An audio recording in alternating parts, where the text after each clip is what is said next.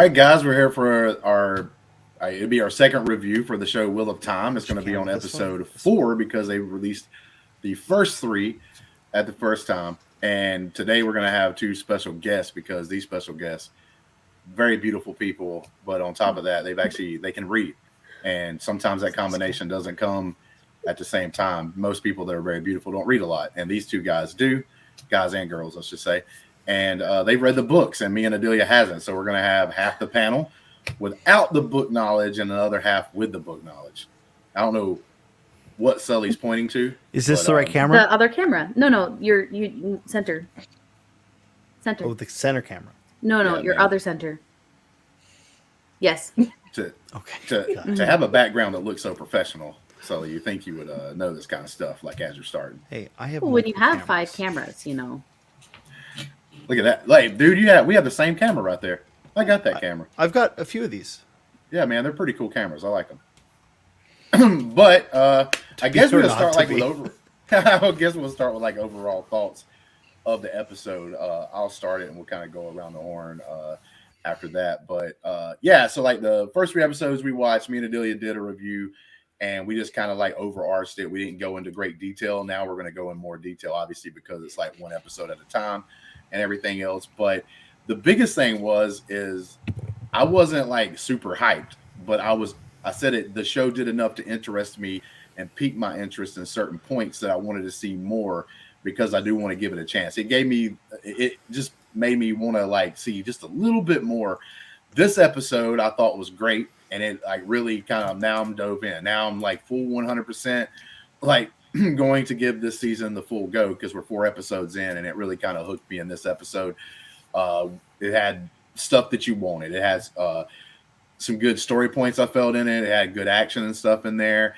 And for whatever reason, the first 3 episodes to me kind of seemed like it might be a little like cheap, like I was watching a TV show. I didn't notice that as much in this episode either. It's almost like they upped the production value. I just can't finger point exactly with that, like what exactly changed, but it did look a lot better to me for whatever reason. So it looked like it had a bigger style production value and stuff like that. But with that being said, I'll go around. Adelia, what did you think overall about the episode? I love this episode a lot more than I liked the first 3. I did like the first 3, but this one I liked a lot more. The stuff with the Aes Sedai and the guy that thought he was the Dragon Reborn and all of that was fascinating to me. And I echo a lot of what you said, Justin, in the story points were more engaging for me this episode, if that makes any sense. So really enjoyed it. All right, what about you, Kristen? I really, really liked it. I mean, I've liked all of them so far, I think to varying degrees. But this one definitely feels like the one where when you tell people, like, just watch this episode, then it'll, like, this is the one, like, the first, you have to set up the story, and then you hit that one episode that draws everyone in, and I think that's this one. So that's good that we've hit it, and I'm looking forward to seeing kind of where those story points lead. But I really liked it so far. I want to talk about a lot. I was gonna say, to echo that is like the first 3 episodes, I did feel like it. I thought they did a smart job. I don't know if there might have been their game plan from the very beginning to release 3 episodes and then 1 a week, but I do think they did it smartly with this. The first 3 episodes set up, and then this episode is the one that like really kind of gets you. But what'd you think, Sully? I mean, I think that this was the best episode so far, but that's kind of the trend we've seen. I mean, each episode has gotten better, and part of that is, like I was saying back, behind the screen before we started, the first 2 episodes are so rushed. Like, that's a significant chunk of the first book in those 2 episodes. So the 3rd episode kind of summarizes a whole bunch of different things that happen to, the characters throughout the first book. And then this episode is the most divergent. Well, it's both the most accurate and the most divergent from the show. Gotcha. Because like Egwene and Perrin with the Tinkers, with the traveling folk, people, is super accurate to the books. Mm-hmm. But everything else in this episode, none of it happens in the book. So there's, they're really playing with fire as far as what they're adapting and what they're keeping, and it's working so far. So I think this was the best episode, and I wholeheartedly agree that, like, yeah, if you're gonna try this series out, try it up through the 4th episode. If you're not hooked by the 4th episode, Probably not for you. probably not for you. But next week we might say the same thing. So who knows? Yeah. Now I'll go ahead and pose this question to the 2 book readers. I read books, but it's mostly about Star Wars. But the thing is like with you 2 guys, just the interesting dynamic of we're not book readers, so we're getting the show and we're getting the story how the show's actually portraying it. So we don't have anything to look on and say, oh, this is garbage. Like, what are they doing or anything? Because we don't have anything to relate it to. So you 2 seem pretty positive. So like, I would let both of y'all, it doesn't matter who starts it out, talk about that kind of dynamic there where you, even though the story's a little different, you still seem to like the show. We are not the rule, though. I think we might be a little bit of the exception. If you go look at the discourse online, there's a lot of people unhappy with some of the changes. I think it's a mixed bag. I've seen a lot of positive people like us. I've seen about as many people who aren't sure, and then maybe not as many negative people, which is surprising. But maybe I'm just not looking for them. There's some big changes that I think are a little bit spoilery. Like they're big changes to the kind of setup of the show. With what Moraine knows, because Moraine is really the one that's like, okay, I know the Dragon Reborn was born 20 years ago, and I also know X, Y, and Z. Yeah, she knows a little bit more than that. In the book, she knows a little bit more than she knows. She knows quite a bit. In the book, she actually knows a lot more about who it is, and in the show, she doesn't. She just knows the Dragon Reborn is about 20 years old. And besides the fact that there's like 100-something prophecies about the Dragon Reborn that he has to hit every single one of them to be actually the Dragon Reborn, and a lot of those prophecies are like, he will be born this way, and you of course are saying person is. And just to clarify, you're of course saying he as in them, the gender neutral he. Yeah, the general he. Yeah, the royal he, if you will. Yeah, but the book is already very different from anything else anyway. Yeah. So I'm not entirely sure we'll get the same end results regardless. Right. But yeah, it's interesting that they've swept a lot of, things that are known in the universe under the rug in order to heighten the mystery. I don't have a problem with it, but it will potentially lead to some questions later on when they're like, yes, there's all these prophecies, the Crackdown cycle. You're like, what? Where were the prophecies a year ago when we were trying to figure this shit out? Yeah. But like this episode, I think, like because we're following the 3 stories. We're following Matt and Rand. We're following Elaine and Perrin, and we're following Nynaeve, and then Lan and Moraine. And of the 3 stories, only one of them was, only the Egwene and Perrin one is anything close to the books. And honestly, it's the most boring plot of the 3. And it's funny because it's really close to the books, but it's also really divergent from the books because a huge major plot point. Because they're missing a character. They're missing a character, but they've also glossed over this giant character plot point that is the only thing that makes Perrin and Egwene's story interesting in book 1. I'll say until this. The next chapter. Yeah, I was going to say this real quick now. I will say one of the key points in this episode that I really loved actually comes from the more boring of the story, because you're right. Like, if you're watching this, the other 2 stories where the other people that you're following has way more interesting things going on than basically, these other 2 characters who jump on the gypsy train. You know what I'm saying? Because that's basically what these people are. They go around. Justin, I don't think we could say that anymore, though. Yeah. Oh, is that Romani. Well, but with that being said, what the lady, I just found that one conversation between Perrin and the lady that's like kind of like, I guess, in charge or whatever of this group of people that are the travelers. Kristen, what's her name? I don't know. But she says, I can look it up and pretend like I know. No, you're fine. You're fine. They're talking, And she's talking about what happened to one of her children and stuff, and like why she does what she does. And the guy's like, so like you're going for revenge, but then you're not even like doing anything because y'all kind of renounce like violence and stuff. And like what she says there, I thought was very poignant. I don't even know if it's in the book or not, if it's just something they did for the show, but she says, what's the best revenge against like attacks or doing harm to folks is peace. What's the and what's the best revenge for death is life. And I thought that was really cool line. I thought that was a really cool thing. That is the way of the leaf. So that's what they follow. Her name's Isla, by the way. I did look it up, but her name's Isla. I also looked it up. There are 2,000, like more than 2,000 named characters in this series. It's a lot. You're gonna forget them. And a lot of them like show up for like one chapter and then they're gone forever. And you're like, oh. Nice.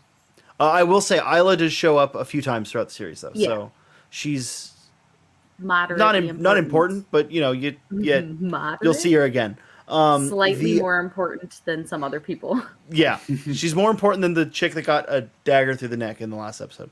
Yeah, or like Perrin's wife doesn't exist in the book. Oh yeah, so you want to know things that don't exist in the book? Perrin's wife not married. So Perrin's wife. So he doesn't chop someone up on accident. Wait, hold on. Let me rephrase that. The character exists in the book. The character is not Perrin's wife in the book. And he doesn't kill anyone. And he doesn't kill anyone in the book. Okay. It makes sense for his story moving forward why they did that. They basically moved his character forward about 3 books in one episode. He's already like book 3 Perrin. Which is good because a thing. Which is good because some of the characters are kind of boring in the first book. In fact, most of the characters in the first book are really boring. That's fair. Or worse, they're really annoying. I mean, they're kids. With the case of like my favorite, it's a little too spoilery to say who it is, but my favorite character in the books is annoying as hell in the first 3 books.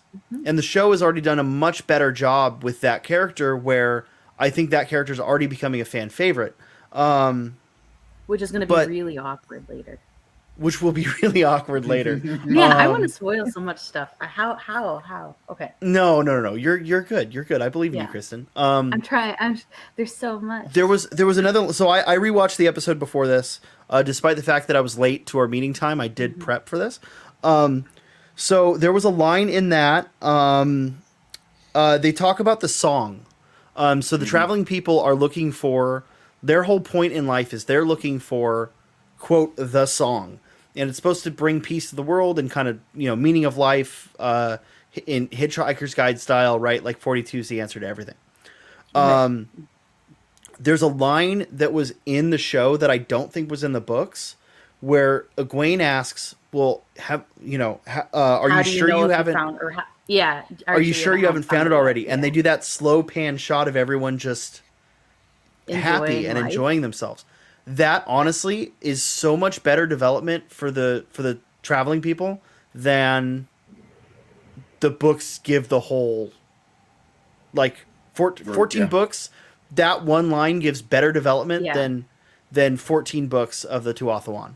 Well, and I think it's funny because there's a lot of changes that they've made in the show that are very different from the book, that kind of do that, where they do one episode that changes a few things about a character, but it does more for the character in terms of developing them into who they are, like giving Tom a guitar. I don't think that's the change I meant, but like, in Perrin's case, like, having him start out married and going through that tragedy gives him a reason to kind of fear himself and that's who his character is. But it takes him a little bit of time to get to that point where he's at now. And his character is really developed in a way that's really interesting, like 3 or 4 books in.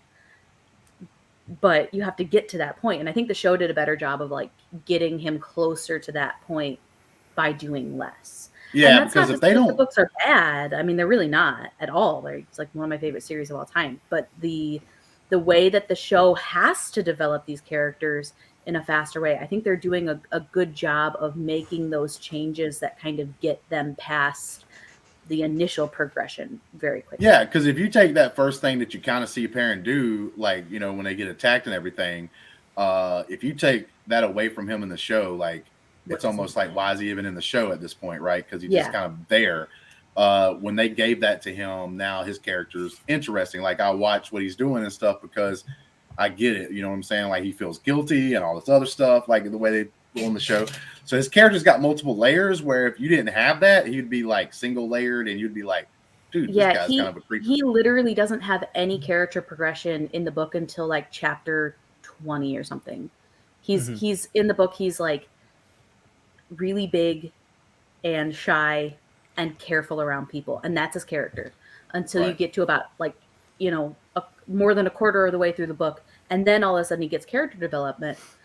But you can't have a TV show with someone in it who's shy and careful and doesn't want to hurt people, so he like moves around like this because he doesn't want to bump into anyone, you know, like that's not going to be something that people sign in to watch. So the way that they gave him like that immediately, you know, they immediately developed his character in a way that makes sense to the book character, and I think that's really interesting. Like, it's just a cool change, and I definitely think it's needed for sure. Right. Yeah. Well, and by the way, just real quick, because I needed to, excuse me, I have the hiccups. I needed to remember what exactly I had caught earlier. Lila is Lila Lewin in the books. Yeah. And she is, and the chapter that she's introduced to is a Perrin point of view chapter, and he says, I had once thought of marrying her. Yeah. It's kind of funny. Like, they do kind of like pull that, like, they don't pull it out of nowhere, but it's kind of weird. The one weird thing with Perrin is they don't introduce is it Master Lewin? Right. They kind of just like, is that his name, Master Lewin, or is that Game of Thrones? No, it's Master Luhan. They kind of just make Perrin the blacksmith and not like the apprentice, which would make sense since he's like an adult in the show. Yeah, because the book also 14. the show also ages up the characters by about 5 years because they're like 15 in the books. So they do age them up a little bit, which is kind of interesting. But it's kind of weird for like Rand, where Rand is still like Rand is pretty much acting like a kid through episode 1, right? Like, he's just helping his dad and going to see his you know, his crush at the bar. Well, he's an adult, whereas like all the other characters are like doing adult things. It's kind of odd. You can't really change too much of Rand's character in the first book. But they do. They do a little bit, because they drop the whole. There's not much else you can do. Yeah, I do think it's weird that they've already cut Bella from the show. Yeah, how dare they? Poor Bella. Bella is his horse. Yeah, she's not in the show. Who does survive till the last book, so I'm curious if she's going to come back. It's one of the only animals that survives. Like, she's in the book, she survives like apocalyptic shit. Yeah. And she's gone in episode 2 in the show. Yeah. Hey man, they had to do that like the dire wolves, man. They had to like cut. Just like, they just disappear for many episodes. Because the cool thing with Bella is like Bella changes. Like, I think there's like 10 different writers for Bella. Well, and like she keeps changing hands throughout the whole book. So like I'm curious if they're going to bring her back, because she's not important necessarily. It would be a nice nod to be like, oh hey, that's Bella. Always there. I do think this episode was a little light with Egwene characterization, which sucks because I think they've done a really good job with Egwene, and I think that actress, I don't know her name, is fantastic. But she kind of just felt like she wasn't in this episode. Yeah. I don't disagree. No. Maybe they're like saving something for her, you know, like, I don't know. Well, something that I kind of liked about this episode, and I found out when we were talking, you know, before we started recording, was like, it's basically just a background thing, but in this episode, it's a big thing. And that is this guy who's going around saying he's the Dragon Reborn. And like, you start thinking about it a little bit. You start thinking about it a little bit because this dude, I mean, come on, man. They did So- such a good Dark job side. with Logain. I will say that opening like because they're doing these little interludes like to open each episode, which the books do. Right. Each book starts with a little bit of like characters you haven't met yet, or don't know at all, and like where are they in the world. The show's doing it a little differently, where it's giving us a preview of what we're going to see in the episode. So the first episode, the preview was actually the first episode. The preview was a little irrelevant. It was actually Leandrin catching a male Chandler. That's actually totally irrelevant to the rest of the show, or at least the rest of that episode. The second episode we had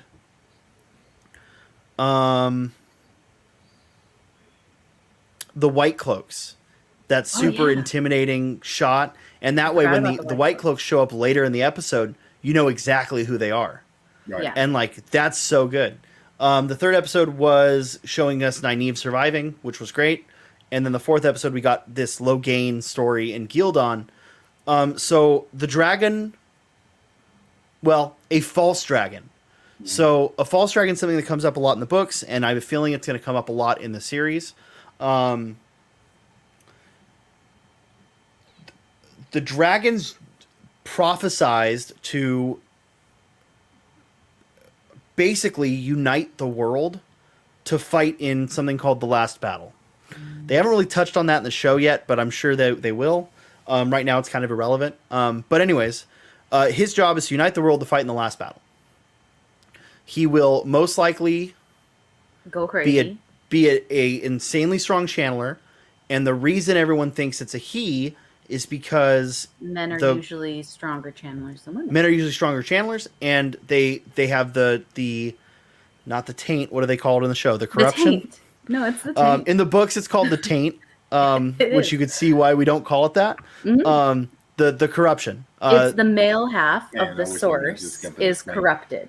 The male Yeah. half of the source is corrupted. So whenever a male But in the show, they say, or in the touches books, they the say, one power, they take some of that corruption into them, and it drives them crazy.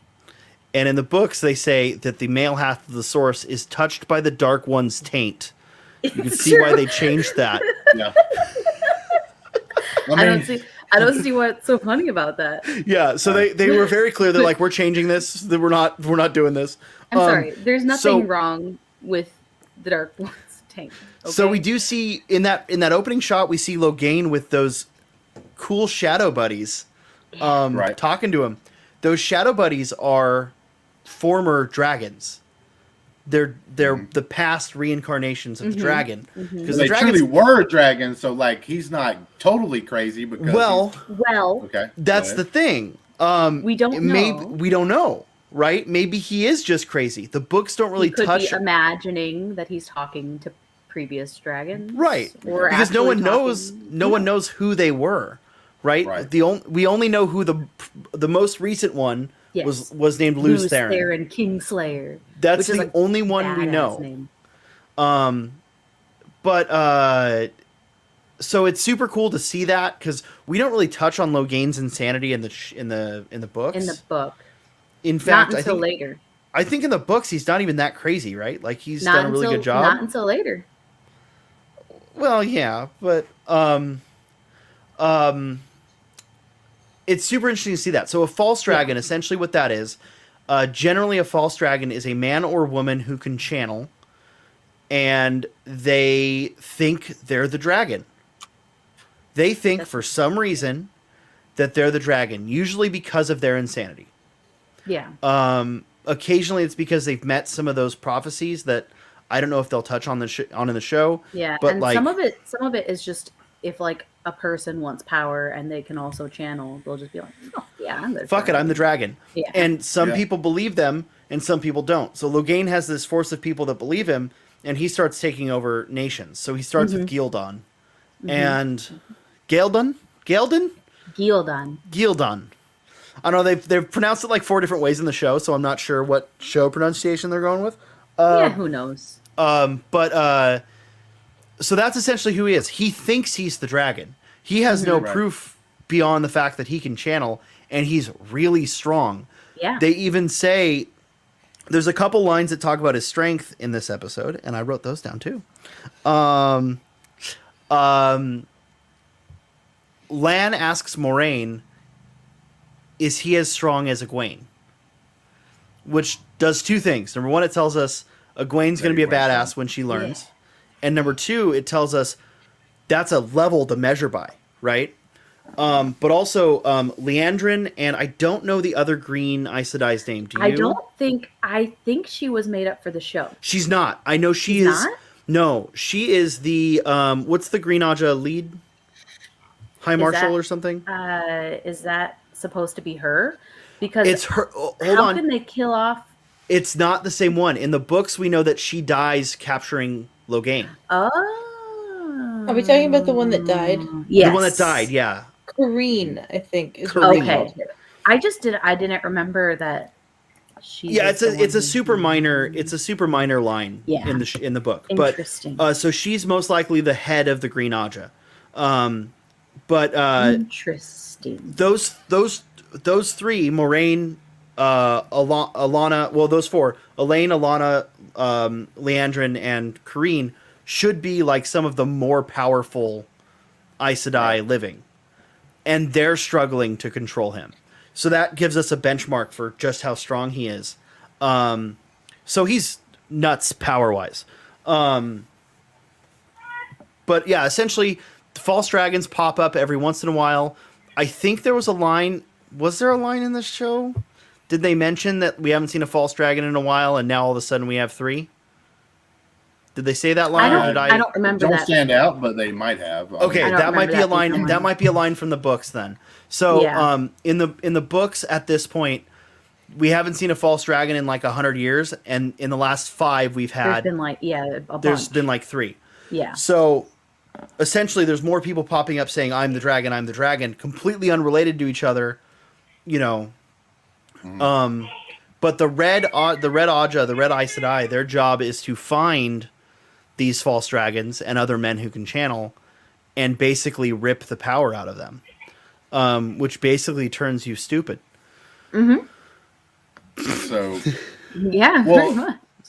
Like one of the things that I don't think is a big spoiler, like going forward, it underlies more of an understanding, because some people watching the show may not know. Like, I didn't, and I kind of learned some of it during this episode, for instance. But like one of the questions I asked you earlier, and you kind of expounded upon like the difference between like, so I guess there's different sects of these like Sedai people. There are you got 7. The green, obviously, the red, the blue is what we've seen so far. Okay, and like, but one of the things that I found interesting was like what you were talking about, Sully, when you were talking about like the difference and like it's laid out, like, because I asked you, I came out and said like, well, that one girl is kind of cool because she's got like 2 dudes, 2 warders, because she's a Green Aja, her, and she's fucking both of them at the same time because she's a Green Aja. I can curse here, right? Yeah. I mean, it's LGR. I assume I can. This isn't the Sin of Fanatics. Okay, so that was super cool to see. So that was actually my favorite scene in the show, or in this episode, was them sitting around the fire. Because in the books, we know Lan in the books, and we know a couple of other warders, like, by book 10. Yeah. But you don't know very many. We don't meet any. We meet a few, but they don't get character. Mm-hmm. And this gave us, like, this whole group sitting around a fire, talking, joking. I loved Alana's 2 warders sitting, or was that Alana's warders, right? Yeah, because she was the one. Yeah. She's the only one in the show so far that's had more than one. And like, I didn't even know they were both of hers. I thought like one of the warders may just have fun with them. You know what I'm saying? So, so first, they haven't covered it in the show. They've briefly touched on it, but the big thing with warders is they can feel what the Aes Sedai is feeling. They did it in the previous episode because Nynaeve asked. Well, they did it in this episode too, because the gentleman with the green Sedai, whenever she dies, how he starts to almost pass out on the battlefield because but he's feeling. They said it really clearly in the 3rd episode when Nynaeve was treating Moraine and she like pushed out all the demonic ooze. Yeah, and Lan winces. You can feel everything she feels because this is gonna hurt. And yeah. But so they and have then that... also when he's like, I shouldn't have drank. You always get ready. So I was gonna, yeah. So that's the best line when he says, I shouldn't have had a drink. You always get emotional when I drink. Yeah, which is because she feels drunk because he had a drink. Yeah. But that scene was great. Yeah. So Green Aja. They're the battle Aja. They're the battle and Aja. They typically are known for having multiple warders. And they're also known for sleeping. Yeah, if they don't have multiple, it's because they have one who they like very much. Who they're married to, typically. Pretty much, usually. But I like that they show Alana is sleeping with both of her warders. Yeah. Because they're like cuddling with each other by the fire, which is nice to have, a little bit of gay rep in the show, because that's not in the books anywhere. Yeah.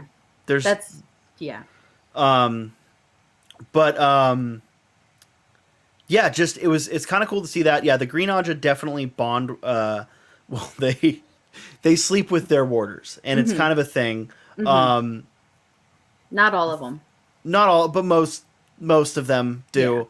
Yeah. The Red Aja, their job is to hunt down misuse of the power. Yes, and they're very well known for just like hating men. Yep, yeah, obviously. That's just obvious. In general. But I feel hated every time the Red Aja shows up. Yeah, they just, in general, really, they don't like dudes. That's pretty much...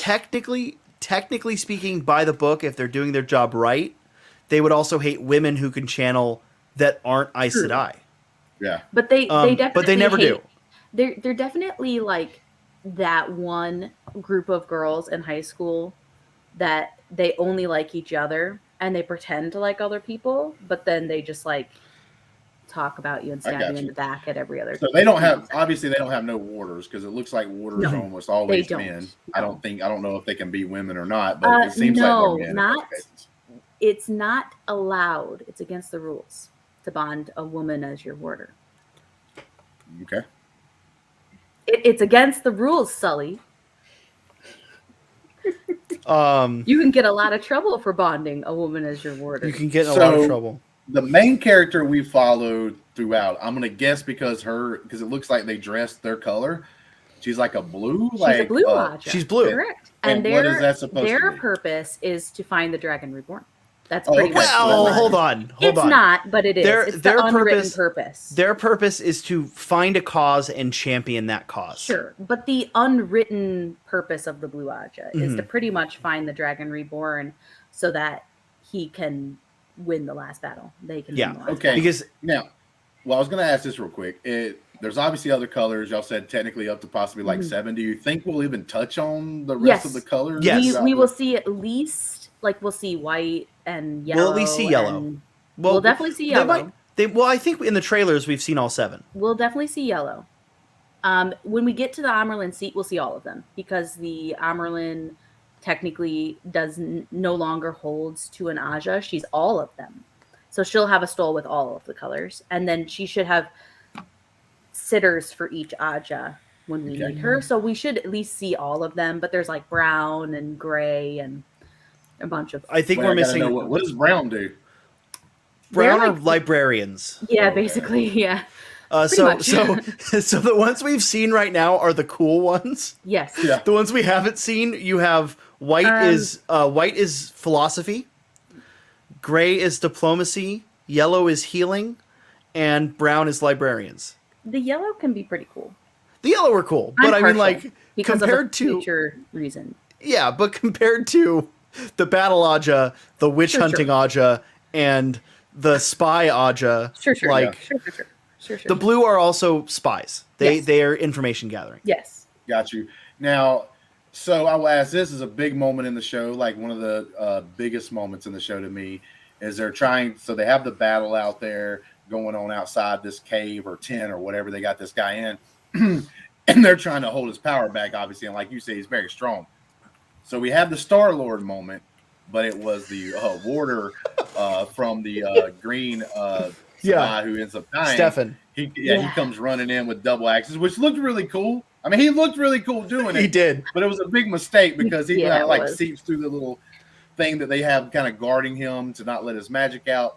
And because of that, the magic's able to seep through. And this dude, Like he wipes out the whole crew, man. I'm talking about people's necks being slashed, Oh, all this stuff's going on. And then we have one of the main characters who kind of has been there from the very beginning. Nynaeve.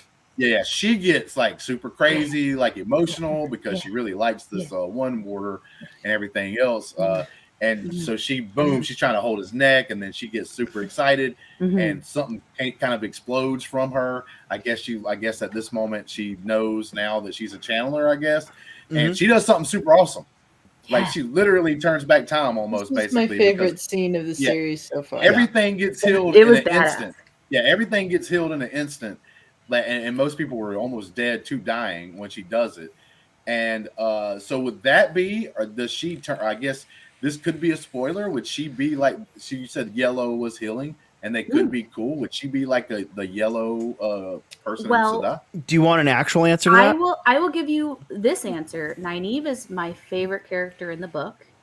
And before she chooses an Aja, my favorite was the blue Aja. But once she chose an Aja, it was the yellow. So she likes the color yellow, is what you're basically. She likes, Daisies. I found it really disrupting that she was wearing a green dress this whole episode. It's so distracting. Like because everyone's wearing the wrong color. Yeah. And the same thing with I think isn't Nynaeve? Don't they have Nynaeve dressed in blue? Because they've made Egwene was wearing like blue. Though I'm like, what are you doing? Like because they have like these like set colors that matter. It's kind of distracting when the female characters also wear a bright color. Yeah. Because you go, wait, are they? No, they're not. They're just. Here? So I'm gonna quote Jill here. When I rewatched it tonight, Jill said, "Wait, did she just heal all those people with her anger?" Yeah. And I said, yes, she did. Character. That's exactly what she did. She gets angry and heals people. That's her thing. So she has a block on her power because she grew up denying it, right? Mm-hmm. Well, but you saw it. It exploded out of her. Yeah. And she can only touch it when she experiences like heightened emotions. So like the most emotions, and so that's why she exploded with power was because she's been keeping it inside for like her whole life.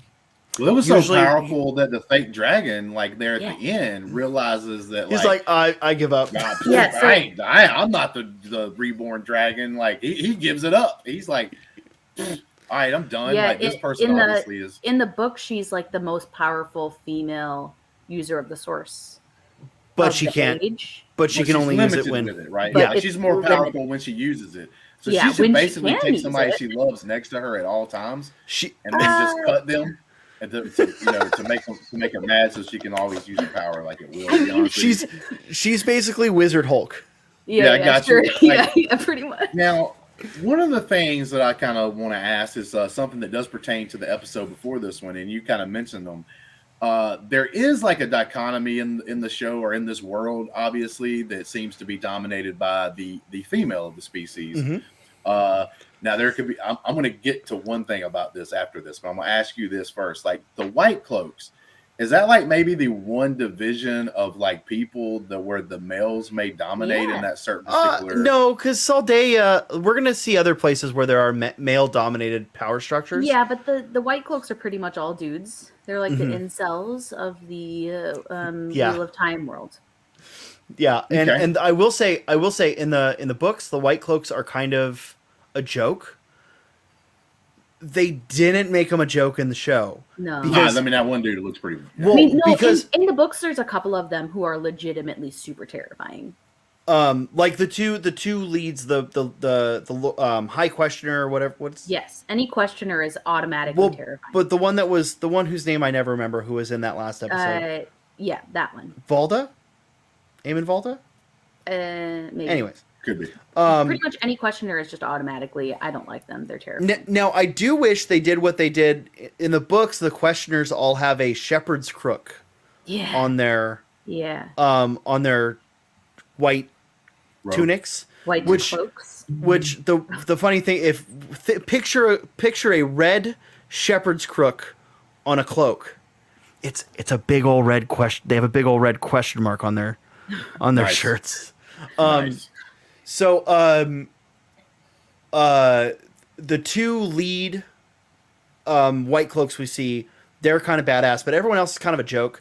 I did like he had that like trophy string of Aes Sedai rings. Yeah, that was pretty cool. Which we don't see anything like that in the books, No. and that already sets him up as way more of a badass than he is in the books. So I'm excited to see where they go with them kind of adapting. Yeah, but there are more male dominated power structures. Yeah, Right. Yeah, So- there's kings, and I mean we saw one of them in this episode, but it's definitely, you know, the ones who kind of control who uses the power. They're all women, and obviously a lot of the places we've seen so far have had councils of women. We'll see places coming up that have queens who are in power, and the queens are the ones who carry that power, you know. So, but I mean, we're gonna get the we will get the Shinarans this episode, or this season, because they were in the trailer. They're very male dominated. Very male dominated. Yeah. I'm wearing the traditional Shinaran hairstyle. Hairstyle. I see you're in character. Yeah. Are we gonna get Aiel this season? We saw one in the trailer, but I think it's a flashback. I think we already saw the one from the Well, no, because the one in the trailer is the Blood Snow. Oh. We see the Blood Snow in the trailer. Well, somebody had mentioned, obviously, y'all guys were talking about like the Twitter world, the internet, and like the people being either happy or unhappy according on to what side they are, especially like the book readers. You know, they kind of like that kind of thing going on. But beyond that, one of the things is because of like in our world, like the two of the, at least definitely one of the things that I love, Star Wars behind me here, and everything else, like. You have that thing that starts happening on the interwebs where they start talking about the fact of, oh, look at them making the men look weak and everything else, right? Like we're gonna pull up our little typey fingers and we're gonna type it, but the things don't fit. The show makes me and my manhood look weak. Like that's starting to start happening, right? Because and I get the feeling like it may start happening with this show because we've seen it with Star Wars. I'm sure it will. Yeah, there's a lot of very strong women in this series. Right, and we saw it with MCU because two of their best, like most recent movies, you know, like Black Widow, we had Captain Marvel and everything else happen, and it started to like creep in even to the most popular thing, or at least what seems like the most popular thing, because it seems like everything's positive over there. MCU started having that little bit of negativity come out with all those sorts of things. So, like, I am expecting to have those, like, it's already, it's already, and it's probably been around in the books too. It already happened with. You know, we had mentioned there were changes. One of the changes that happens in episode 1, there were already those people coming out for. Oh yeah. And I mean, what was the change? It's really not a spoiler. The show's already started and everything else. So. It is well, I mean, Kristen and I have already accidentally spoiled. I disagree. Nothing has happened. There's been no spoils. They mention. I'm just gonna out with it. They mention that there are 4 Ta'Viren in episode 1. Now, we don't know yet what a Ta'Viren is, but essentially a Ta'Viren is important, right? And the 4 Ta'Viren we have in the show are Mat, Perrin, Rand, and Egwene. In the books, we have 3 Ta'Viren. Mat, Perrin, Rand, and that's it. And Rand. Okay. That's it. Just the 3 of them. So they made Egwene a Ta'Viren, which does make sense for her story in the future, but it also is unnecessary. Yes. The other thing they say is that the Dragon Reborn, we don't know if they are a man or a woman. That is not a question in the book. Not at all. In the books, we know it's a man. Okay. It has to be. It has to be a man. So they took and added an important kind of like subtitle, basically. Yeah, and one of the women to make them more important. That change had automatically people were like, you know, and they're going to change the whole show. Book, they're pretending like men and women could possibly be the dragon. Oh wait 1 second! I got to pull up Twitter. Well, you know, they put a subtitle on a girl. Oh my God, my manhood is going to hell. oh God, look at these people and they're just living my life. Okay, I had to go ahead and put that on Twitter, which you can follow me at Hambone77US. You know, that's Justin, that's a really nice ivory tower from someone who dropped the G word earlier. That's true. How dare you? Yeah. I'm kidding. Yeah, exactly. I'm kidding. I don't But care. I didn't even know that word was bad now. Yeah, I know. Because I actually love those people. Like I love like the animated Hunchback of Notre Dame, for instance, and I love those characters that are called that in the show. The like, Romani, I think they're cool. the Romani. Yeah, I think they're cool as all get out. 100%. But the thing is, it wasn't like offensive. I mean, it was. They just didn't push about it until like the last 10 years. I mean, it's essentially anyways, so back to Wheel of Time. We digress. So the issue is the issue I have with making Egwene ta'veren is that a ta'veren is not just a title. It does have a supernatural component to it. Okay. And in my opinion, Egwene is badass without that supernatural component. Yeah. So in my opinion, it lessens her character by making her that. See, right. I made this argument before we started.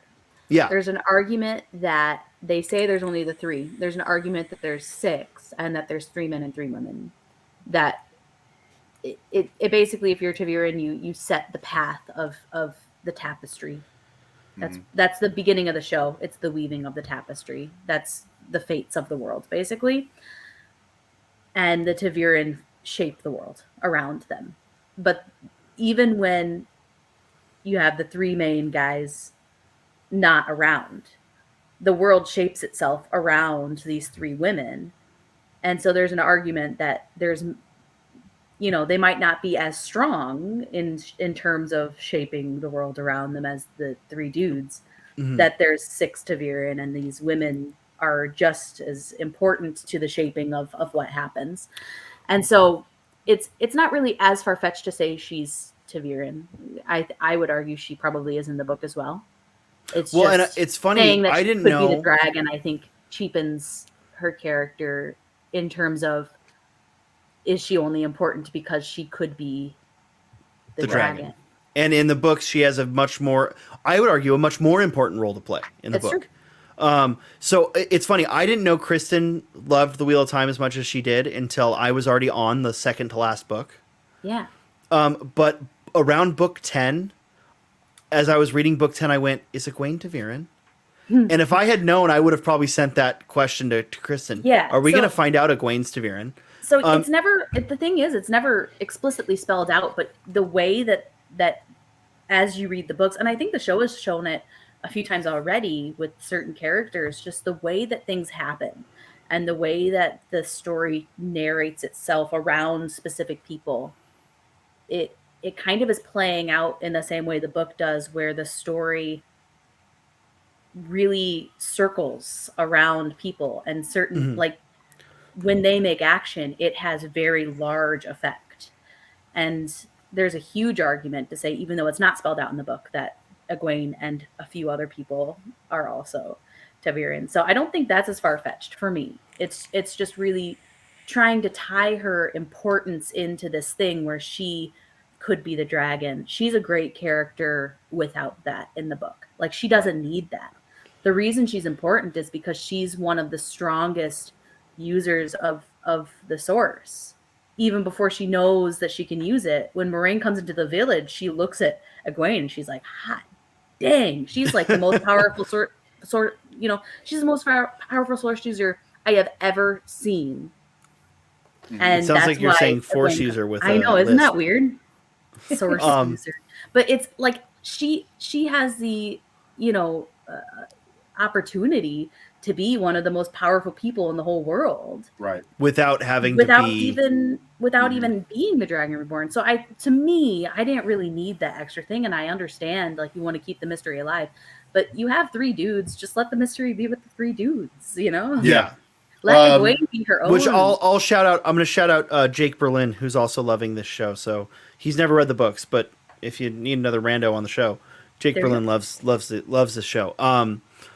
He texted me after he watched it. He went, "Wait, is Nynaeve the Dragon Reborn?" And I just outright told him, like, no, she's not. I mean, just because she had that big explosion of power. Yeah. But like me, when it comes to any of this stuff, just because, like, for instance, Game of Thrones, Star Wars, all these things, and that's one of the things that, like, we were talking about when we did the first 3 episode review as a telling Adelia and stuff, is like, this is one of those times where this book was actually, like, obviously a decent amount older than this show first coming out, and it looks like this story is, kind of taking away things that you would find in, like, fantasy, because we had Dune, right? Like, the movie just come out, people went and watched Star Wars, Game of Thrones, all these prophecies and stuff like that. This entails a prophecy, but this book is a lot older than the show, so it's not like they're just blatantly, like, taking away things and putting it on the show. The book was there, and that they have to follow that. Now, my thing with this is like, when it comes to these kind of things, because of all the things I've read or been a part of and liked and everything else, to know, bro, that ain't it. That was way too obvious. Like, so that one, I totally 100%. When she did that, I was like, she's not it. It's not it. She's not it. And like, she's I automatically a badass, think, but she's just a regular badass. And I automatically think Rand's not it. Like I've said before before the show started, because, like, I just think that's the easiest one. Right. Like, it's the good looking hulking dude that's, like, probably the coolest out of the, like, right now. True. He's pretty. Show. Yeah, he's pretty. He seems pretty cool. He broke down really that door. Good. He broke down that unbreakable door, though. Yeah, exactly. That is true. And if you play D&D, that's a tough thing sometimes. The door gives you more problems sometimes than the actual monsters in Dungeons and Dragons, to be perfectly honest with you. So that's pretty impressive. Open the door. Roll. Yeah. Dang it. Yeah, man, nobody opens the door, man. Can't even get the door open. You roll like a 6. I'm sorry, exactly. you needed 7 to open the door. So but like, that's the thing. But, like, whenever I go into things like this, is that kind of notion that, like, okay, not that. You're distracting me. Like, I knew the dude that said he was the Dragon Reborn, even though he was a badass. Yeah, I knew he was not it. Like, 100% not going to be it. They did a good job, even though you kind of know he's not. Even though they try and make you think he is. Yeah. They do a good job. You don't get that backstory with him, so they kind of made some of that up.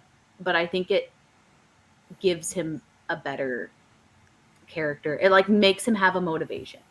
Well, and really you don't need it in the book, but in the show, I think it was necessary, and I really liked how they. There was that really nice scene with Lan and Moraine. Oh, I thought you were going to talk about. Oh, that was cool too. That was a great. And then you see the king in the battle. Yeah, that was dope. Yeah, I'm gonna say this though with the king thing, because I know you're gonna talk about, like, one of the main Sedai going in and having that discussion with him, like, when it was just them two. She's like, we got to hurry up because other people's about to come in here, so I can talk to you about my. But at the very beginning of the show with the king thing, I think what's interesting that I'm finding out, just because of you talking about certain things in the book, which I love, and now I'm kind of almost getting interested in possibly jumping into one of the books now. Wait till the season's over. That's my recommendation. You might as well. Okay. Yeah. So, might as well. Because, like, what you were talking about earlier with some of the backstory with this guy being kind of a background character, and talking about a little bit of what they kind of explain in the book, that this fake dragon, whatever, he's fake, but, like, it was kind of cool that they almost used some of the stuff in the book in this episode, like, to where he does believe he's the Dragon Reborn, because when he goes up to the king, right, he says, I'm not here to destroy and make the mistakes like the past. And one of the things you said in the book was the last person that was the Dragon Reborn, like, actually destroyed some stuff. He's I'm trying to keep everything together. Yeah, but this guy obviously was trying to keep things together and didn't kill the king. You know what I'm saying? Like, he kept him alive on purpose and everything. That's a thing that I really like that they did, because in the book, you just kind of, any male who has the power is, like, automatically evil, but that's not necessarily true. And I think the fact that they took the time to flesh his character out and show that he has motivation and he has, good character behind what he's doing was really important for later. Nice. I think that, he comes back and he becomes a pretty, not a huge character, but he has a very important role to play. He's like a Wedge Antilles level character, sure. right? He has a very important role to play. And I think giving him that motivation now makes that role even better later. If we can get that far, like if we get through the whole series, Yeah, I'm really hopefully. interested. Let's hope so. Let's there's one other change that I wanted to touch on, and it involves Logain. They gentled Logain at the end of that episode. Which they do in the book, just not yet. Which we have that nice scene with Tom explaining to Rand about his nephew Owen and saying his nephew had the power and they gentled him, and then after they gentled him, he was just, basically broken and slit his own throat. Mm-hmm. So I thought the gentling scene was really, really cool, with them physically showing the power ripping from his chest. But the most subtle thing that I probably wouldn't have caught if I didn't... I have a big giant TV. Yep. Jill bought a big giant TV when we moved into the new apartment. I said, great. So if I didn't have the big giant TV, I wouldn't have noticed the tears flying from his eyes as that happened. Because it's such a depressing thing. The way we don't get inside the characters' heads as much as we, in the show as we do in the books. Touching and using touching the power. Touching the taint. Or touching the taint. Can be a very powerful thing. Can be a very, very... It is described as finally feeling alive in the books. Mm-hmm. And when they let go of the power, when they stop using the power, like even, like if they're fighting a battle, at the end of that battle, when they stop using the power, they get this like kind of wave of like depression and longing to use the power again. It's an addiction. Mm-hmm. So the fact that you the fact that you show those tears flying from his eyes, and as he's falling, that just look on his face, I thought was so amazing.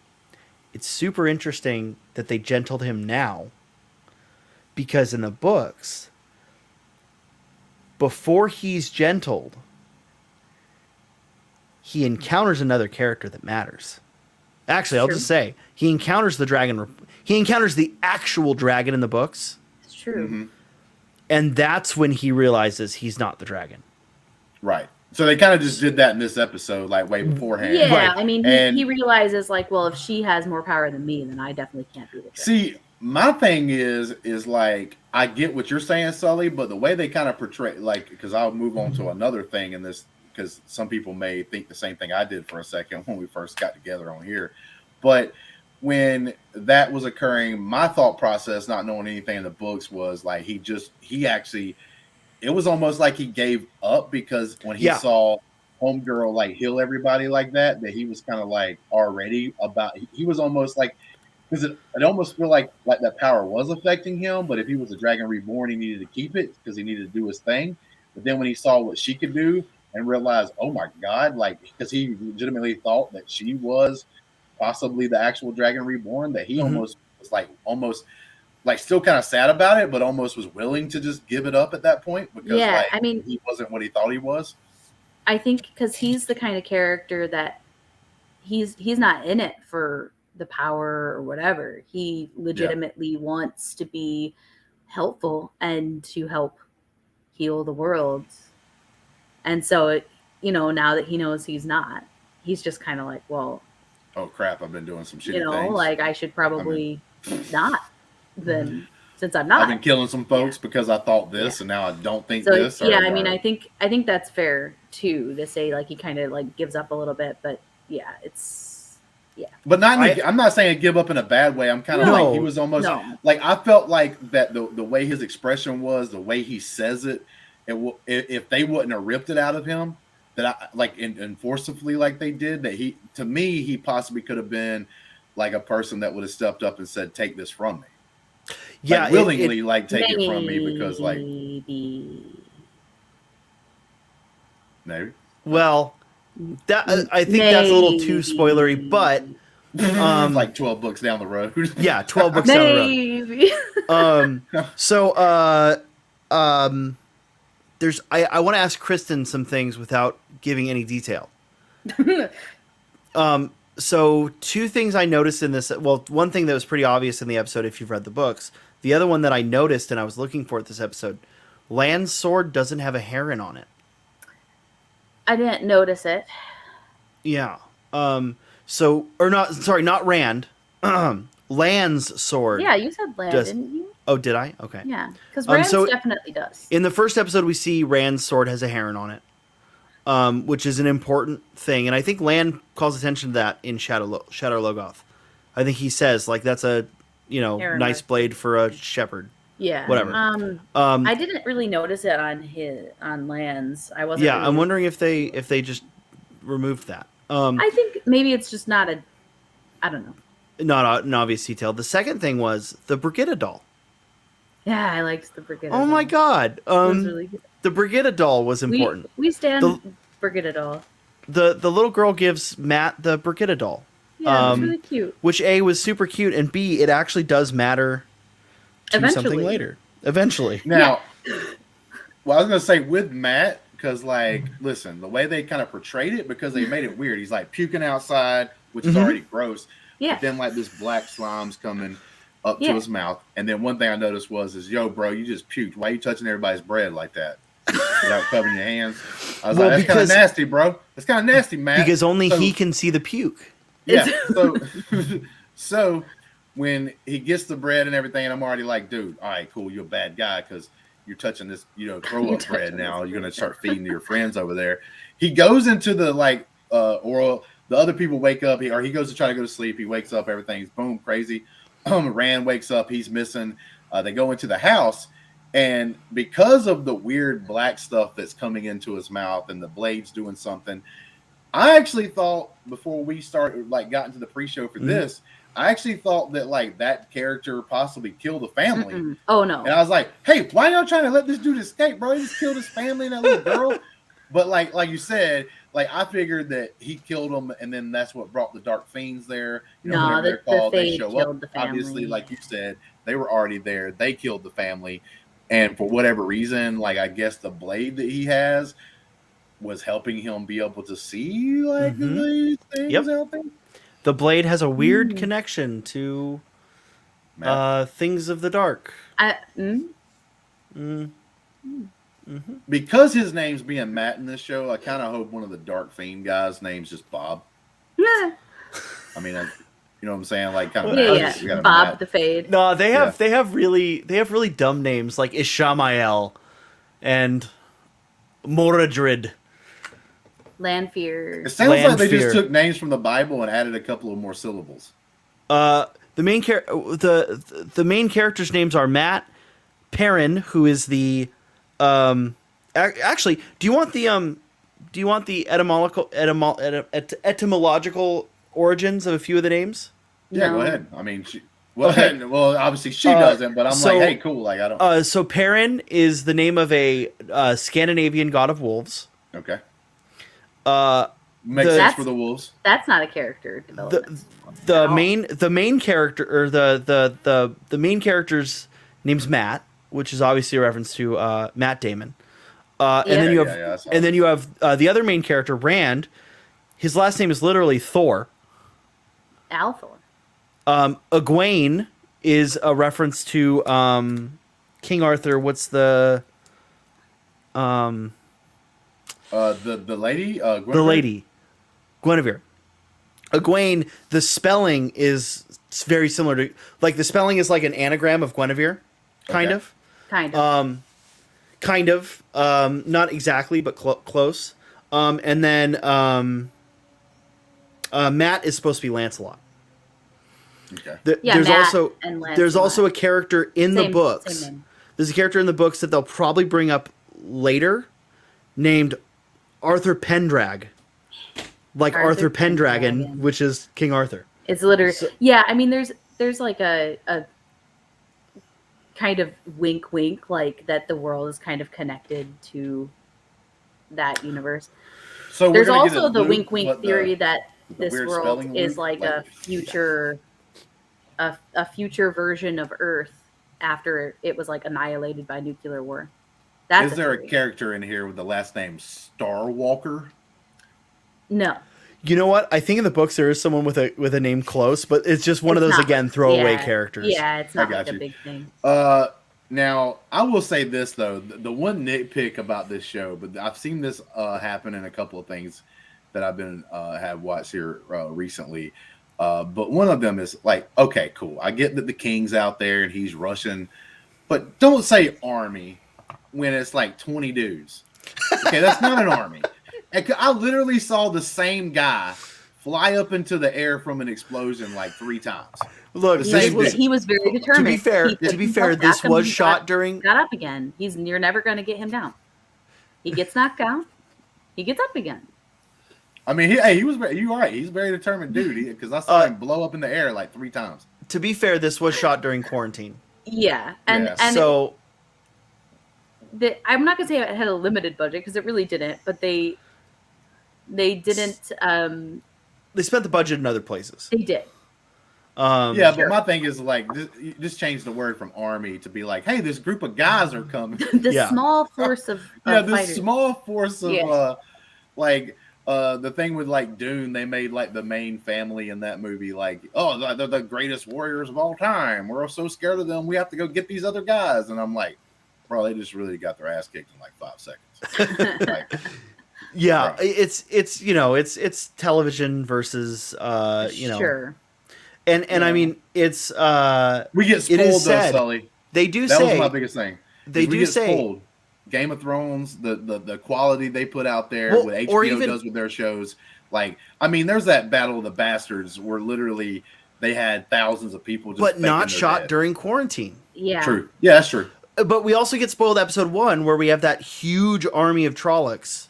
That's like hundreds and hundreds of Trollocs. And in the book, it's only 100 Trollocs. Yeah. So they do they do an interesting thing there where like, oh, it's a bunch of them. But like, we also get spoiled there where we see a big giant battle in the first one. However, it is said 7 Aes Sedai can hold back an army. That's true. You know, when they're that's not 3 of them trying to hold back one. Right, and that's not my problem because I'm like, yo, these girls got some skills. That one girl, she does that one thing. She don't even look like she struggles. Like stuff comes through her body to the ground, explodes out. And that one guy, that was like the 4th time he blew up into the air. Was at that moment, like when she does that, right? And I'm just like, whoa, dude, like this is pretty cool. I don't think, but like, you know what? So I couldn't believe they could hold back an army, but it was just like, hey, like just change the word, man. You know what I'm saying? Just be like, yo, dog, this was like this was a group of hardy adventurers coming up against us. You know what I'm saying? Don't say army. I don't think they were limited on people to be in the army. They were limited on stunt performers. That's why it's the same guy blowing up because he was the only guy qualified. Like the only one. Yeah, he was the only one that they were like, "Well, can we blow you up?" And he was like, "Yeah," and he was the only one who said, "Yeah." It was like, look, he blew up like 3 times. One time he was wearing like a bandana. The second time he had some sunglasses on. Then like another time he was like, I was just like, bro, come on, dude. Like how many times is this guy gotta get knocked up in the air? It's 4 different people. They're quadruplets. Oh, I got you. Oh, okay. Yeah, that makes sense. That tracks. It's like Ron, Lon, Fawn, Don. Ton. Yeah, I went Ton. What Yeah, this was a good episode.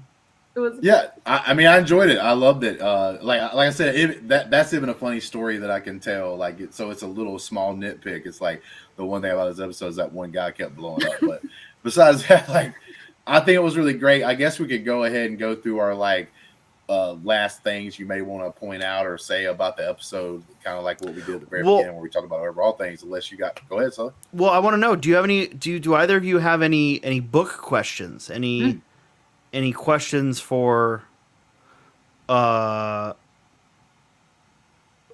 books? What is I got one.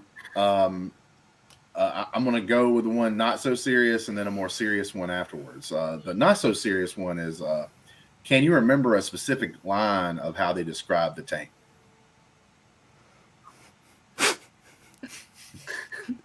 I mean, we already said dark. It is described as slick and oily. It is. I think like black and oily. It is also It is also both freezing cold and burning hot. And burning hot. Oh God. The Dark One's taint. You can feel it. I think they kind of say you can feel it seeping into you. Mm-hmm. I think something like that. And when you release the power, you feel like you're coated with the Dark One's slick, oily taint. I don't know that that's a direct quote. That is, it absolutely is. Pretty close. Touching it feels. Oh gosh, what is it? It's like touching it feels like trying to grasp onto like fire or something. I think they should have kept it taint. I mean, this would have been something we could have talked about for days to come. You know what I'm saying? But like, it honestly. I read these books when I was like pretty young, so I didn't really think that that was funny. Kristen, I just want you to know there is a subreddit called Wetland. There's a subreddit called Wetlander Humor. That's fair. You'd probably enjoy it. Probably. See, I got all that out of my system like back in like the 2000s when I was on Wheel of Time message boards. And we got that all out of our system ages ago. Yeah, we got that all out, so we do not have to talk about the taint on any other episode that we break down. No taints here. I guess the serious one is I kind of already know this, but I think it'd be kind of cool, like for people that are like me that watch this episode and like see the review, is like we're talking about how far they have progressed through the books, right? Like so. Like by episode 4, for instance, we know there's like 14 books and they're super long. You were kind of saying about like what chapter they were probably in during that time. So like about how far in the books are they already through 4 episodes? We are both. Oh, go ahead. Yeah, I mean they've skipped a lot. That was just kind of like unnecessary journeying. We are through at least a quarter of the book by now. Mm-hmm. And I would say it's weird because we're both halfway through the book and a quarter through the book. It depends on what character you're talking about. Because so let's there's an elephant in the room here. Tom Maryland. Yeah. The Gleeman. He doesn't bard. He doesn't fight that fade until like halfway through the book.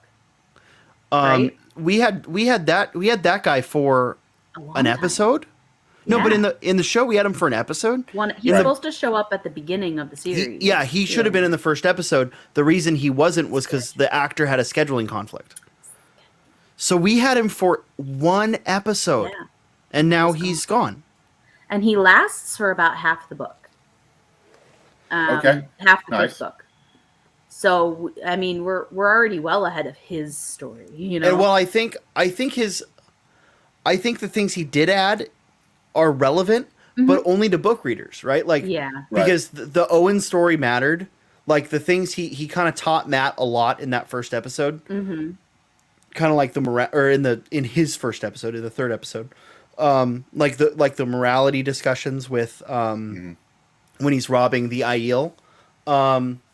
Did you guys notice the Aiel had red hair? Yeah. Who would? Yeah, such a weird thing. Such a weird thing. The Aiel had red hair. What other character has red hair? Man, who knows? Anyways, it's so important. hair's important. Not only the color or what people dress is important. Because in episode 3, Tom makes that discussion of, normally you can tell. Yeah, you only see that where someone's from in that Aiel waste or something. In that Aiel, and Rand is from a town of mostly dark-skinned, dark-haired, dark-eyed people. Yeah, and he's the only dude with red hair. And he's the white boy with red hair and blue eyes. Yeah. Or green eyes, or gray eyes. It's a little suspicious. Okay. Little suspicious. I think Papa Tam Thor might have been, traveling around getting some Aiel.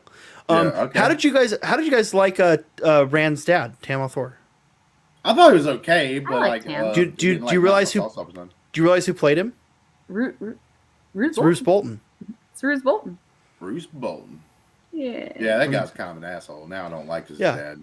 Yeah, but his dad was so sweet. His dad was such a sweetheart. such a good Yeah, job man, being I a mean, completely yeah, man. different character. I turned to Yeah, Jill. I'm but- like, I'm glad this guy finally gets to play a nice, Like a kindly, nice nice guy. dude. Like a nice dad. He got to play Hey, bad he did dad it and well then nice because dad. I didn't notice it. Like he looked Yeah. at least different enough, and it wasn't in my head, right? Like to be thinking about like where some of these characters may have Well, yeah, played that in other shows and stuff like Big that. ugly beard.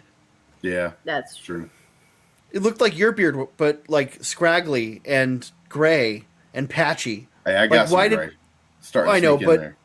But that's fine. Gray's good. But like, he had a full gray beard with patches. You don't have patches. Hell no, I don't. But Adelia, do you have anything to ask him from like? You were gonna ask possibly might be Adelia good? if she had patches. No, not patches. I mean, But I'm pretty Adelia, sure do she you have a would. She's trying patchy to gray grow a beard? Do you have but- patches? But nah, do you like have any questions that might pertain like from the show or the book or something that you're interested in? I was just wondering if Moraine seems as detached in the book as she sort of does in the show, or Yeah. if that was more of like an acting choice Rosamund Pike is making, or No, I think Moraine's pretty detached. And actually, all of the Aes Sedai are supposed to come off as Yeah. detached, but they don't. Just Moraine. Yeah. Yeah.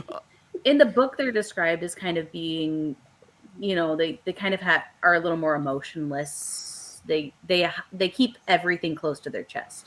And Leandrin is a bitch. Yeah, except for the the red- red. The reds are just The red sister yeah. sucks. She's terrible. I hate her. But no, I think that it was a good choice to kind of keep her a little more detached. She shows the emotions to Lan, and I think that was a good choice to keep it. She opens herself up to it when she's behind that wall. Mm-hmm. But when She she's is- in front of other people, she doesn't. So project as her much, right? warder, do we get him pretty early in the books? Oh yeah. Yeah. He's through the. Because you said like some of them you don't really get to know until like 10 No, books down he's the Only road. him. But- important. He's the only one. Important for the whole series. Yeah. Now, so the homegirl that has that explosion of healing that comes out to Nynaeve. save him, Nynaeve. like I did get that look when she was stacking up some wood. You Mhm. know what I'm saying? Like that might be foreshadowing some stuff. This is my stacking up favorite some part of the wood. series so far. Yeah, that she was looking at dude and thinking. What I gather was she's kind of looking at him like, oh, it looks like these warders and these like Aes Sedai be like getting it on till 3 in the morning. And she was like, is that the same thing with him and her? Like, that's what I think she kind of had those eyes looking at him. You know what I'm saying? Those jealousy eyes. Yeah, a little bit. Yeah, it Those was jealous like, guys. or hungry eyes, like I like to Yeah. do. Like, I like No, that song. the Nynaeve Land stuff is my favorite part of the whole show so far. For reasons. Mine is the bad guys are intriguing and different enough for me to like really kind of like, okay, like that's one of the things. Are that they? kept me Because they're going. just orcs and ring wraiths. Yeah, they're just orcs. Well, I mean, and like, fades you know what I'm and saying? there's I'm no- not a there's big not Harry even Potter any fan, so the Drakkar ring race yet. thing are kind of new to me. You know what I'm saying? Like, No, I know, but I mean, oh, it's you funny. the ring race, yeah. Yeah, like they're alright, literally well. like it's funny I because think he means like the Dark Friends so far. oh, you like- mean like the The barkeep. She was a really interesting. she was character. great. Yeah. Yeah, she was really good. And then you got like the White Cloaks who aren't necessarily good guys, and I like how the Trollocs are basically Minotaurs, They're but they're so bad cool. Minotaurs. they're No. supposed to be various animals. Okay. The Trollocs are they are beastmen from Warhammer. Sure. Okay. Like oh, I broke one. Whoopsies. Like straight up, like Okay. But they're very like there's ones that are like wolves and ones that are like sheep and and owls. I like the owl ones. there's like one that's like a That is like one a of the hawk or things. something. I do think it's smart that their battle, and most of the time they've showed up so far, has been in the dark setting because, like, You that's can one hide of a the things. lot of Yeah, CGI. CGI, like you You can don't hide have a to lot like. of CGI. Well, they're mostly yeah. practical. Yeah, they're. Really? I think they enhance Yeah. them with. Yeah, they enhance them with when you CGI. get the wide shots, and they have a bunch of them. A lot of But CGI, but when you get a- the close-ups, a lot of it's practical. Yeah, A lot of that's you can practical. tell. Yeah. Um, Which is one of the reasons why like so one of the cool things in the books, the warders are supposed to have these color shifting cloaks. mhm. They're like active camo, like from Halo. Yeah. It's like Frodo's cloak in the Lord Yeah. of the Rings that Galadriel gives him. That That we only change get one colors scene of in that the- you only get one scene of, and it makes it appear like it's stone instead of like actually just shifting color. It just changes into rock. But yeah, so the warders are supposed to have color shifting cloaks, and they said because we went with so much practical and we don't have They the didn't budget wanna to do do it. it CGI, we just ignored that part. Yeah, I don't think that's. It's not important, Oh, but well. like it's super interesting how much a lot of it is practical. A lot of the locations are all practical, and I think that's done a lot to make the show look better. I do think some of the CGI could be better with the magic. Yeah. Like I Sure. said, this fourth episode, I'm not. I don't want to say like it's cheaply or looks cheap like I did after the first three. I can't finger point it, and I told Adelia then like I couldn't finger point it, but it just looked like I could tell. Like I'm watching it, and I'm like, oh, this is a show, Yeah, right? Because like I said earlier, we get spoiled. Like The Mandalorian, Game of Thrones, like those type of shows that we're getting now on streaming services. Like I could go watch an episode of The Mandalorian at the movie theater and think I didn't know any difference. Like it's movie quality on your TV stream. You know what I'm saying? Like while you're streaming it. And same thing with Game of Thrones when that used to, was still going. Like the quality of all the episodes and how it looked and all this stuff and the set pieces. I felt like, and I was fine with that. Like that's not a big knock on it because it is a show ultimately, and everything else. And I think we are getting spoiled with some of these big time budget shows. Well, that come but out. the Boys is an even better example because it's another Amazon show, right? Like The Boys, you never have a problem with CGI. It always looks Yeah, great. but I don't think like I think the CGI for that is a little bit more manageable because it's set in the world. Yeah, you don't have to They spend don't as have much to money spend on as much time costuming making and Shatter Logoth out of, you know, and So- the things in it are more known. Even with the superpowers, it's like you kind of know how things are supposed to react in the real world. You just have to and you just have to animate Batman and Superman and Flash. Sure. You know? Now, I want you guys to answer this honestly, and this will be one of the last things, and we can get out of here because we've actually gone on longer than the episode that it actually went on. But we've been kind of covering. How dare you? We've been kind of covering all 4 episodes, Yeah. to be honest with you, in certain ways. But so my last question, and I want you to spoil the shit out of it, right? I want you to tell me yes or no. Please tell me, does this show or this series, the books, does it end with them all making it to this big wheel that is turning and someone just sticking a big log into it to stop it? That's the end of the first book. Okay. All right. Well, at least something happens to keep the story going. In all honesty, that's kind of actually the end of the first book. Not like literally. It's more like a big pool of light, and they stick a log in it. And that's why I don't think they're going to end this season the way the first book ends. Bro, stuff like this right here sometimes makes me think I may be psychic. I mean, it's not like that's not like what happens. But it kind of is. Like you can't break the wheel, really. Is there a real wheel? No, it's a metaphysical wheel. Yeah, that's what I was thinking too. Like we were talking about it. Like I thought that was just like a metaphor about life, right? Like because you can look at our world today, right? Like because we have the 1% with most of the wealth, like especially like in America, right? Like we're all kind of stuck in this wheel where we just keep turning and going, and there's really nothing we can do almost unless you get super lucky to break out of that wheel. Like you just kind of stuck there. A lot of people stay where they grew up at. They don't really get to see the world and everything else. Not so many, like just that kind of thing. Like your dad's a farmer. Like in this setting, right, in this fantasy world, your dad's a farmer. You're going to be a farmer. Your son's going to be a farmer. And it just keeps going like that. Matt's mom says you're going to turn out just like your dad, a prick. Yeah, I mean, so like that's the thing, right? Like, and that kind of happens. Like you grow up, and then you turn out to be like, "Damn, I'm just like my parents, and I hated them." You know what I'm saying? The wheel, like the wheel weaves as the wheel wills. Right, and like, so basically, in the end, like it's like cool. Like, so something happens, this wheel, whatever, metal, just a metaphor, whatever happens, and then people's able to become like something maybe. They never thought they could have become. Like heroes could come out and stuff. Because it does seem like, you have the Aes Sedai, but I don't really, because of the way they're treated and the way they're acted and everything else, I don't really look at them as heroes. I look at them as people with a purpose, right? Like we kind of talked about, like they go out there and they do certain jobs, and everything else. But I don't look at any one of them yet. They may become that later on, but I don't look at any of them yet as being like these true heroes. It seems like this fantasy world has no heroes to look forward to. And that's why I think they're trying so hard to find the Dragon Reborn, because technically the Dragon Reborn supposed to possibly do something that helps out with this final battle thing to become this great hero, and maybe that's why they're in search of this so hard, is because there's not people to look to. Like even that king that we saw at the very beginning of this episode, when things were happening with him and stuff. I mean, I almost laughed when that guy was dying on the field, because like I was like, because there's like one section like right before you see him dead on the field, he's like frolicking through the trees, like he doesn't even look like he's really running to go beat someone's ass in battle. It's just like, oh, look at this dude, he's just kind of jogging through the woods, and then the next scene he's just kind of dead.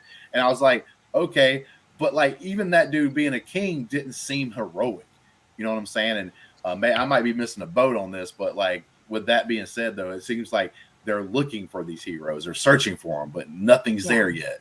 You might say they need a hero. Yeah, I need a hero. Oh, copyright. Yeah. What I would like to flip that on your head. What if a hero becomes an Aes Sedai? Hey, man, listen, I'm probably gonna get, like I was talking about earlier, probably get really angry.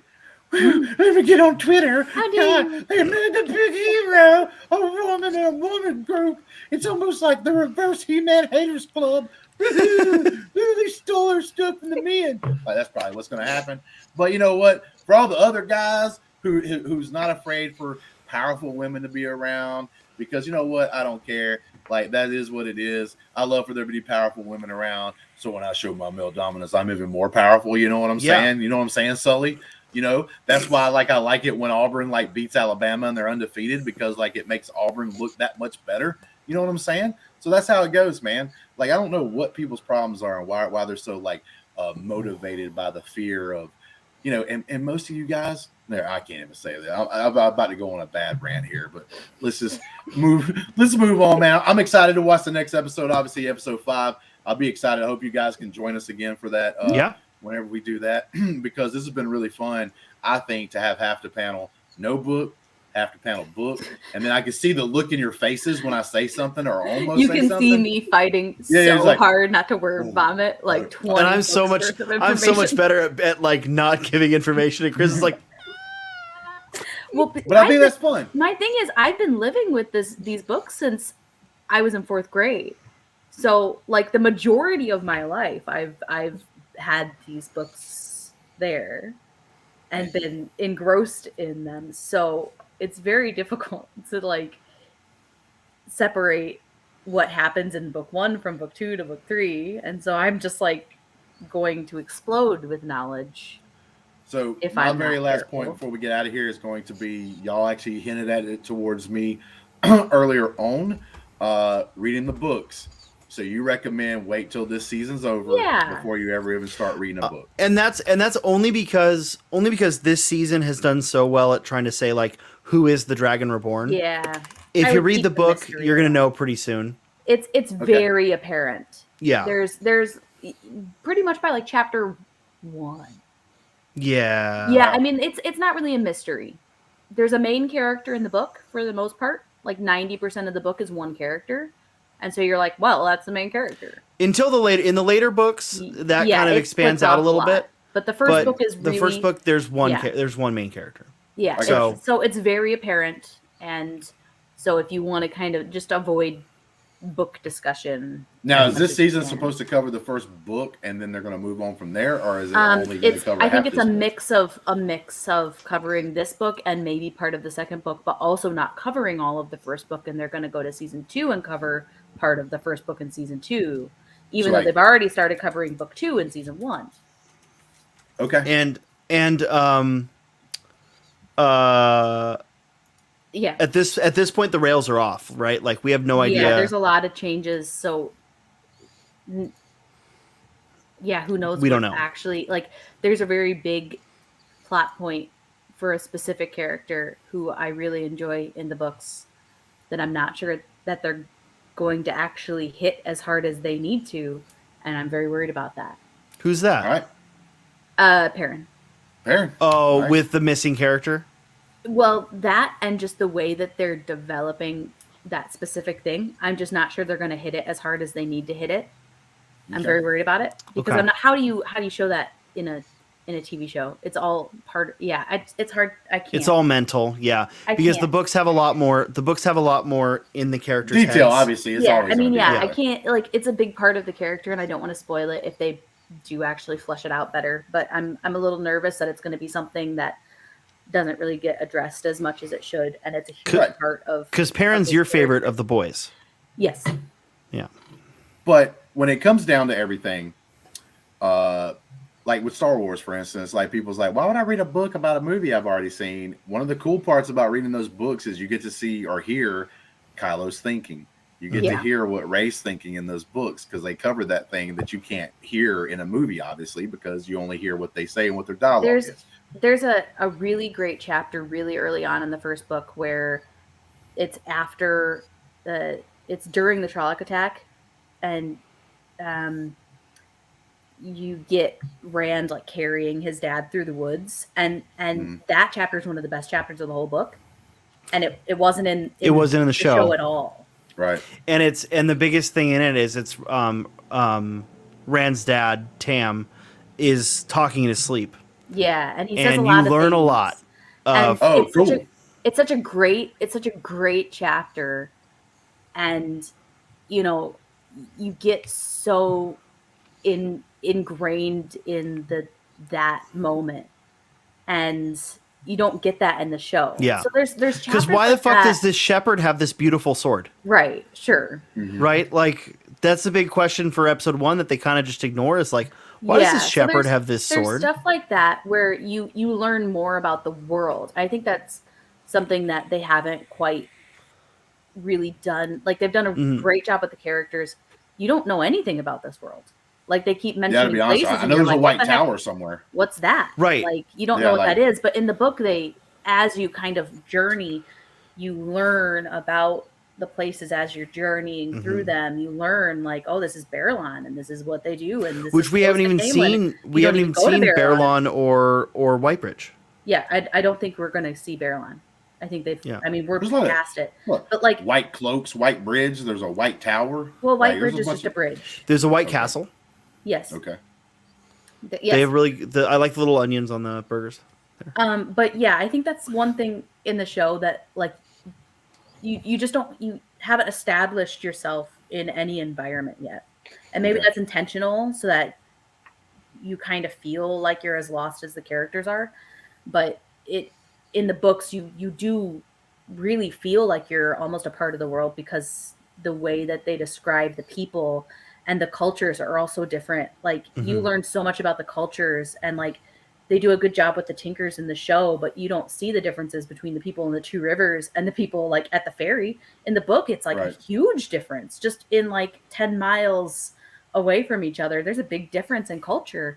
And I'm really hoping that we get to see some of that in the show, because that's definitely something that is a huge part of the books. I think a lot of it has to do with the 8-episode season.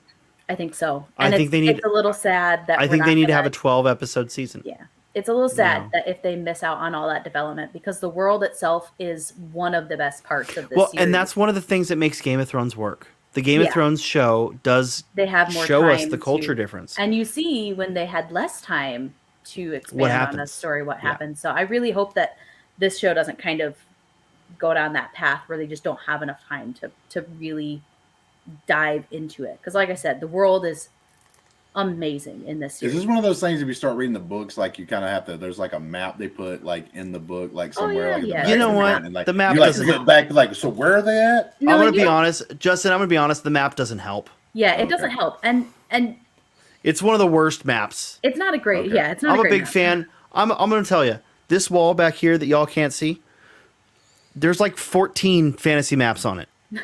I'm a big map guy.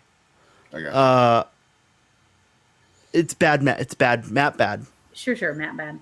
But I mean, I think there's just a really cool, like you go to one town and then you go to the city, and you know the way they describe it, you know what that city is. Like you know who those people are, and you can really feel their culture. Like one of my favorites is like the places are characters basically. Yeah, it is. Like, I mean, there's one city where the women all wear daggers, and they're very much like the women like just really prowl around for dudes. They're marriage It's like daggers. it's Cougar Town. It's Cougar Town. It's literally like such a fun. But you don't want to go there if town. you're a guy. Like you don't want to like. Maybe you do. Oh, sure you do. I mean, maybe you do. Cougar Town. I don't know. No, I mean she said daggers though. I mean I get. No, like, they don't use them on you. Oh, okay. It's a symbol of marriage. They use them on their husbands. Only their husbands. Some can say they use their taint In a consensual way. With that being said. But yeah, it's just that's one thing that I want them to do better is to develop the places more. Mm-hmm. Nice. Because so far we just haven't really got that yet, and I'm missing it a little bit. Well, the little bit that y'all said about the books and stuff kind of got me more interested in the story on top of what I've gotten right. Like I was a little interested. This episode made me big time interested in the stuff y'all have added has been super great and stuff. As we get out of here though, I want to do this really quick. Like, subscribe to the video, subscribe to the channel. We do audio podcasts and stuff like that. You can find it under the same name. Let's Get Ready on all the Apple, like whatever. It doesn't matter what kind Links of podcast. are in the description. Yeah, you can. You make up a name on a podcast, we show up there. That's literally how it happens, and everything else. We do have a Patreon, like for as little as $1, you can join our Discord and have fun there. And then we have other things that we do, like do watch-alongs and stuff. With that being said, Sully, do you have anything that you have going on now that you would like to let this public know? Yeah, you can find me on Twitter at SuitUpSully. Mm-hmm. Over here, that one. Yep. You can find me on Instagram. I just started a new Instagram for public usage, and my other Instagram will be going private because I would like to have a private life. At Sean R. Sully. And you can find me on Twitch. That's the important one. If you want to find me and you find me entertaining, Twitch, twitch.tv/Sean Sully. Look, let's be honest here. Schmoedown season is ending. I have a little bit of free time on my hands. Yeah, now you're going to have a lot of free time. Next season, I will not most likely be studying as hard as I did this season. With December and the new year, I intend to be streaming a lot, so find me there. Twitch.tv/Sean Sully. I have plans. Nice. I have plans. Also, you can find me on Stardust at Smith No, underscore don't take Tate10. my sign off. How dare you? Wow. Well, I saved the best Love for you. last. Go ahead, Kristen. You can find me at Twitter, Instagram, and Stardust. Smith underscore K10. The number, not the word. Even though I don't post anything on Stardust, because it doesn't exist. It doesn't exist anymore. Oh, okay.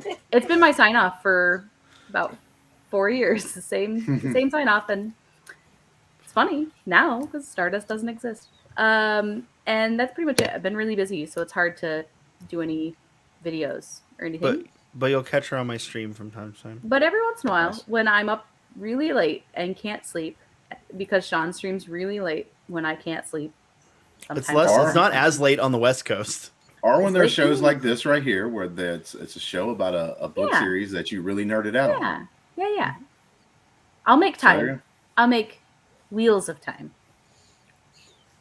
Wow. You got something to try to beat that, Sully, before we sign Nope. off right here? No. I would never. Not even going to try. Let me tell you something, guys. Thank you guys for hanging out with us. Hope you learned a lot. I actually did. I'm actually going, like I said, I got more into the show now after we did this podcast about it. Until next time, peace.